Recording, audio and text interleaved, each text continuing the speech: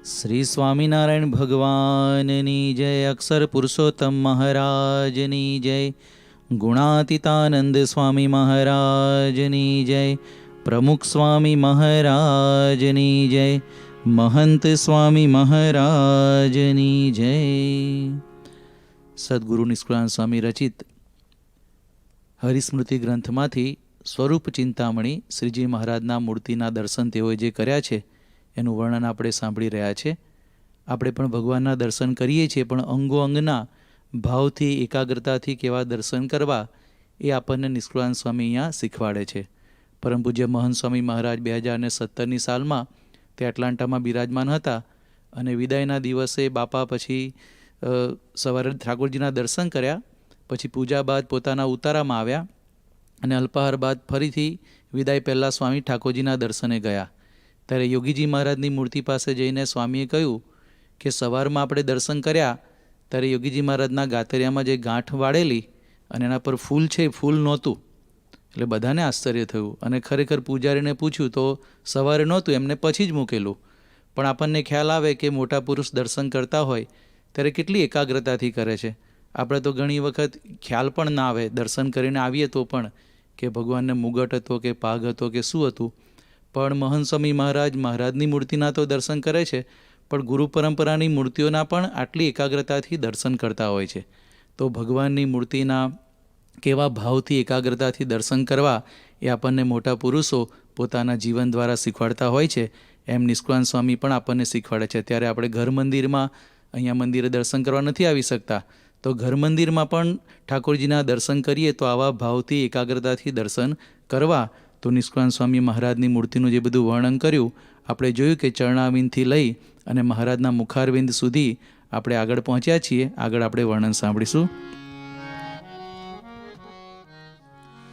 મુખ ભર્યું મનોહર હાસે નાથ નિરખ્યા છે, જોઈ જન્મ મરણ દુઃખ નાસે નાથ નિરખ્યા છે. નાસા અણિયાળી છે એવી નાથ નિરખ્યા છે, સુખ ચંચુ દીપ સગ જેવી નાથ નિરખ્યા છે. તે પર શીડી ચિહ્ન નિહાળો નાથ નિરખ્યા છે, જમણે ગાલે તિલ રૂપાળો નાથ નિરખ્યા છે. ગૌર કપોળ છે ગોળ નાથ નિરખ્યા છે, જોઈ આવે સુખ અતોડ નાથ નિરખ્યા છે. નિષ્કુળાનંદ સ્વામી મહારાજના મુખારવિંદનું વર્ણન કરે છે. મુખ ભર્યું મનોહર હાસે. મુખની વાત આવે એટલે પહેલું જ આપણને ભગવાનનું હાસ્ય યાદ આવે કે મહારાજનું મુખારવિંદ હાસ્યથી ભરેલું છે. જોઈ જન્મ મરણ દુઃખ નાશે. શ્રીજી મહારાજનું હાસ્ય જોઈને જન્મ મરણના દુઃખ પણ નાસી જાય છે, ભાગી જાય છે.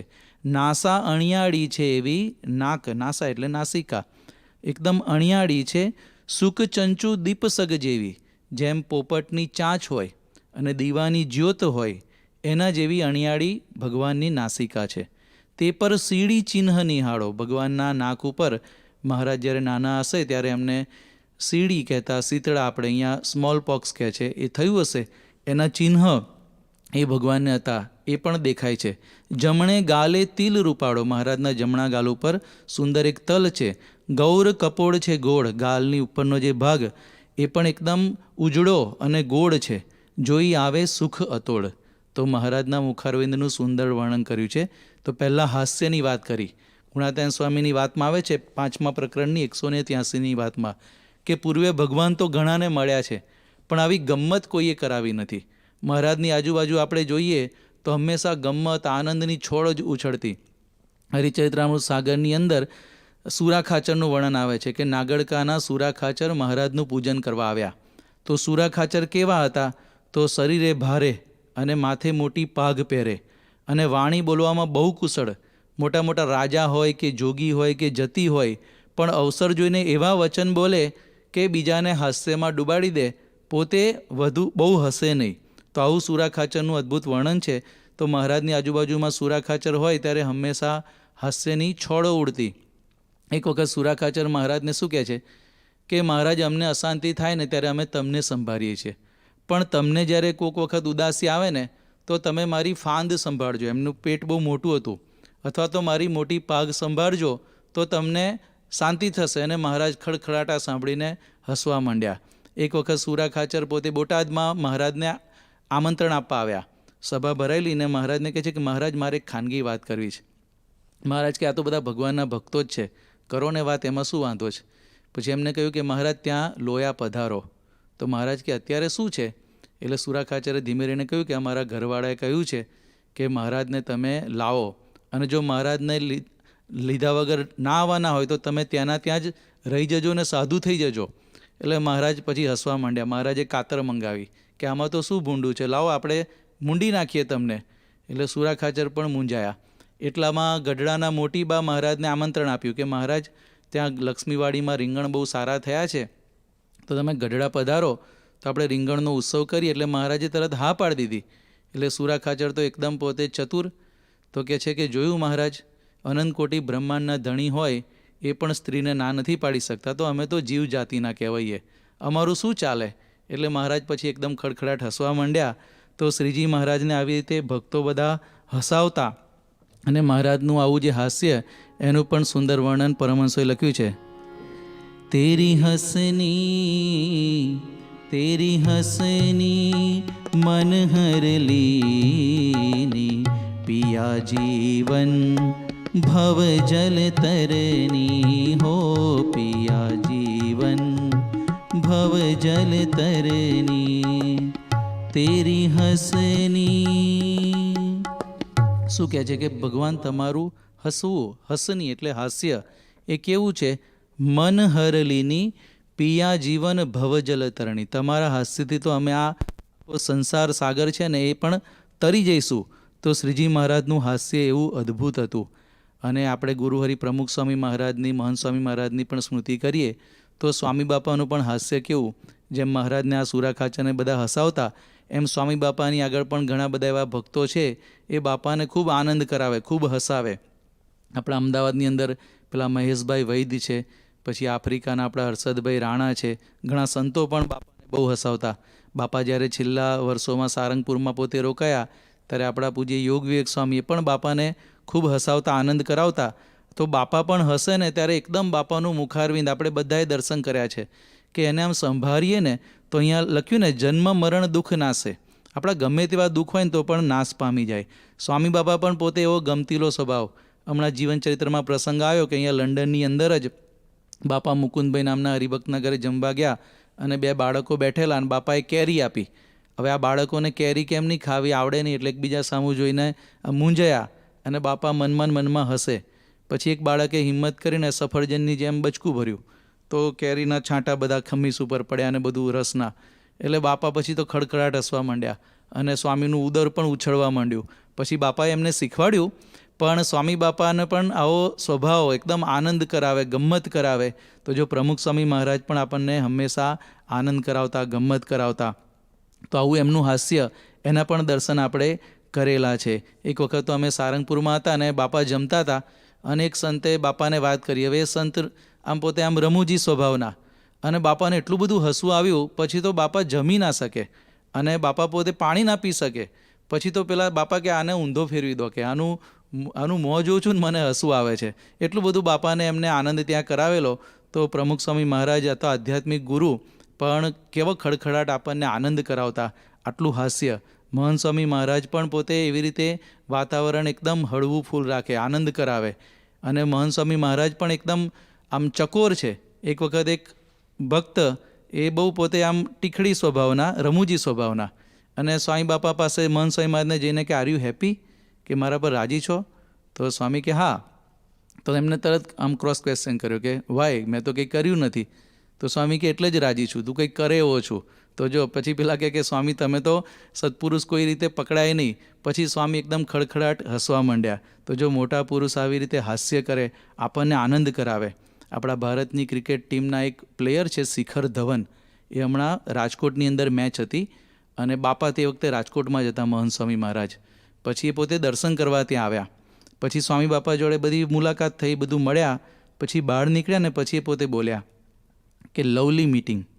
પછી કે સ્વામીજી કી સ્માઇલ ડિવાइन, લગતા હૈ દેખતે હી રહે, ઇતની ડિવાइन. આમ બાપાનું હસવું એને ગમી ગયું.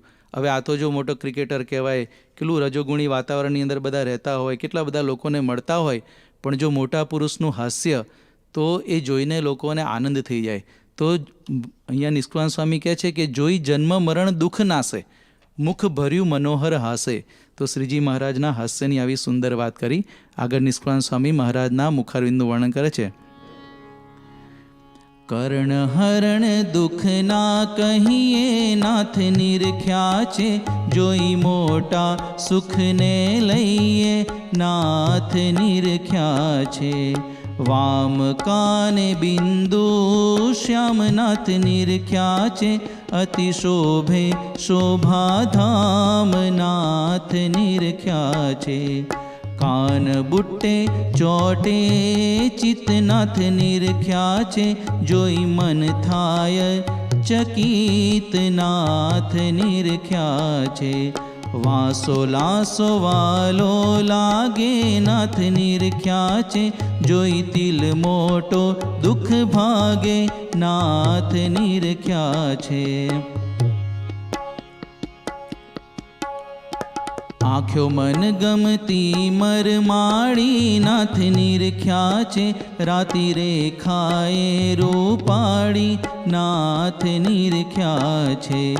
અતિ ભરી છે અમૃતે નાથ નિરખ્યા છે, નિહાળી જોઈ મેં નિરાતે નાથ નિરખ્યા છે.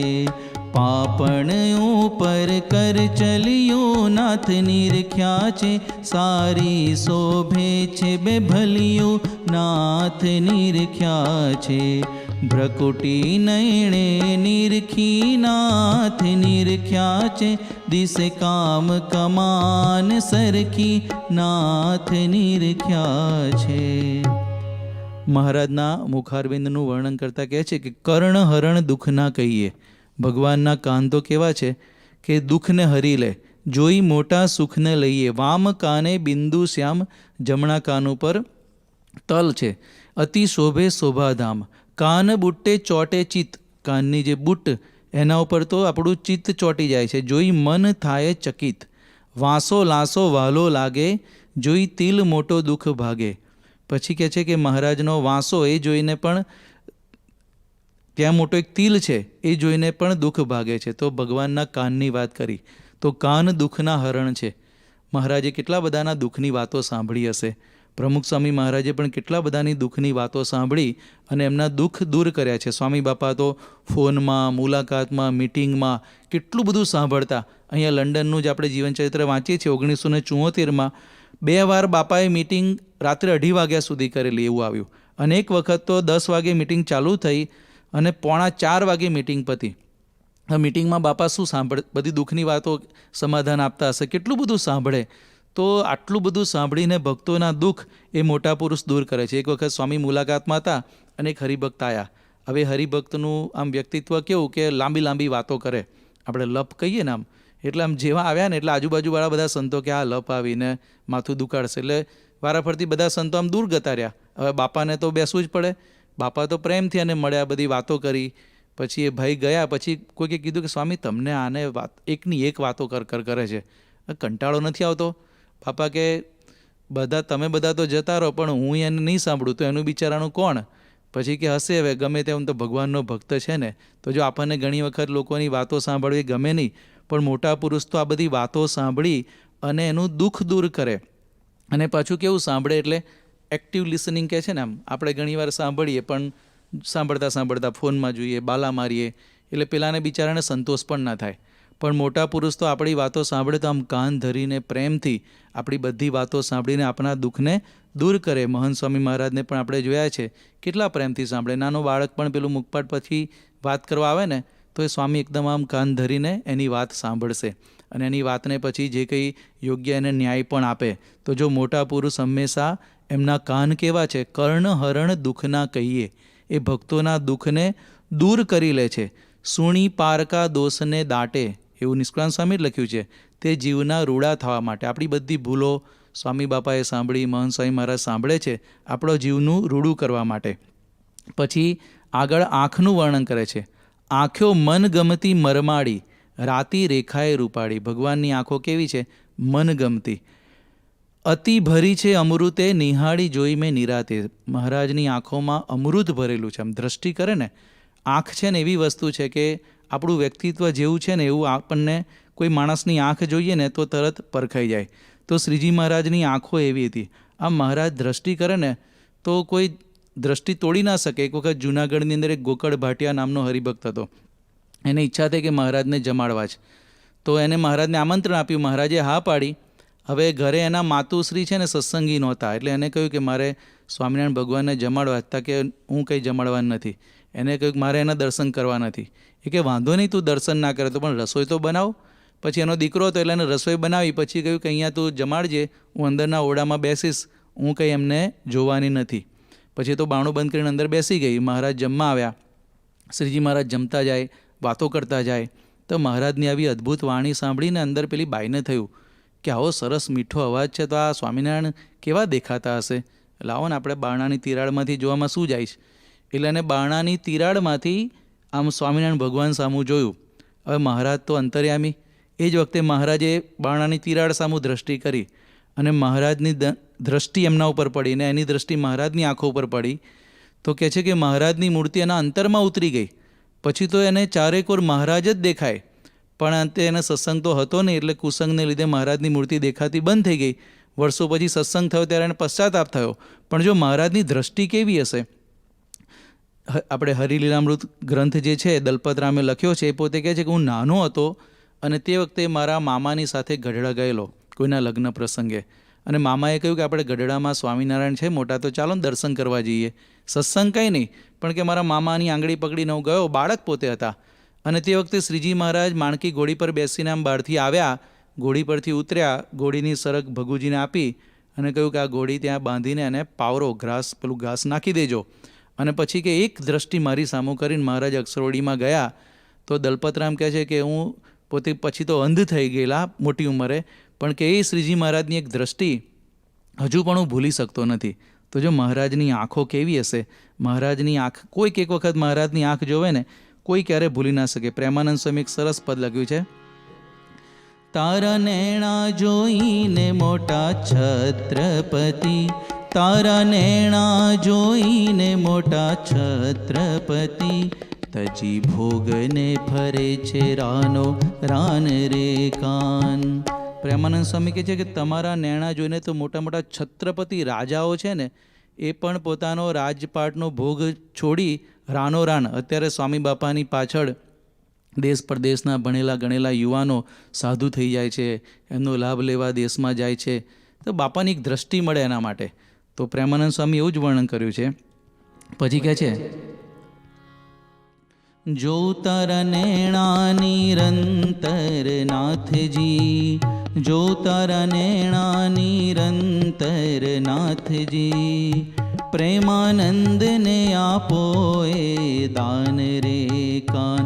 મારા મનને કીધું છે ગુલતાન રે કાન.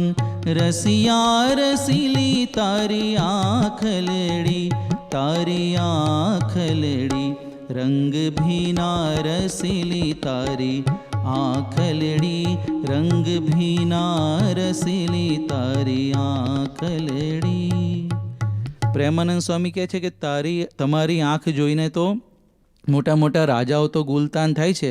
જોઉં તારા નેણા નિરંતર નાથજી, મને પણ એમ થાય છે કે તમારી આંખો હંમેશા હું જોયા જ કરું એવી રંગ ભીના રસીલી તારી આંખલડી. તો જો ભગવાનની આંખ પણ એવી હતી. એક વખત બાપાની આંખ કોઈએ જોઈ હોય ને, પેલા ક્લિન્ટન સાહેબ બોલ્યા કે સ્વામી બાપાની આંખોની અંદર આપણને સંવાદિતા દેખાય છે. પેલા કુરિયન સાહેબે કીધું, કોકે કીધું કે પ્રમુખ સ્વામી બહુ નિર્માની છે. એ કે કહેવાની જરૂર નથી, એમની આંખો જોઈને ખબર પડી જાય છે કે એમાં નિર્માનીપણું છે.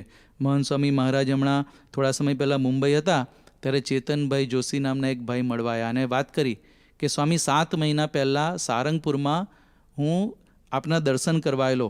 આપણા દિલીપભાઈ જોશી છે ને જેઠાલાલ, એમના કઝિન થાય પોતે, એમની સાથે.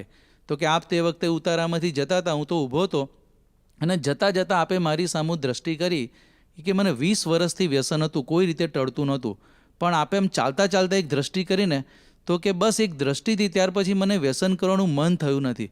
અને એ જ દિવસથી કે મારું વ્યસન નીકળી ગયું, હું સત્સંગી થઈ ગયો, મેં વર્તમાન ધારણ કરી લીધા, પૂજા લઈ લીધી, આજે નિયમિત સભામાં જાઉં છું અને મારું જીવન એકદમ સુખી સુખી થઈ ગયું. તો જો મોટા પુરુષની દ્રષ્ટિ, તો એમની આંખની અંદર પણ એવું અમૃત ભર્યું છે. નિષ્કુળાનંદ સ્વામી કહે છે અને આગળ કહે છે, પાપણ ઉપર કરચલિયું, મહારાજની જે પાપણ હતી ને એની વાત કરે છે, આઈલીડ, એમાં પણ કરચલી પડે છે, એનું પણ વર્ણન કર્યું છે. સારી શોભે છે બે ભલિયું, ભ્રકુટી નયણે નિરખી, ભ્રકુટી એટલે આઈબ્ર, તો એ પણ દિશે કામ કમાન સરખી, જેમ કામદેવનું ધનુષ હોય એના જેવી સુંદર તમારી ભ્રકુટી છે. તો નિષ્કુળાનંદ સ્વામી આવી રીતે મહારાજની મૂર્તિનું અદ્ભુત વર્ણન કર્યું છે.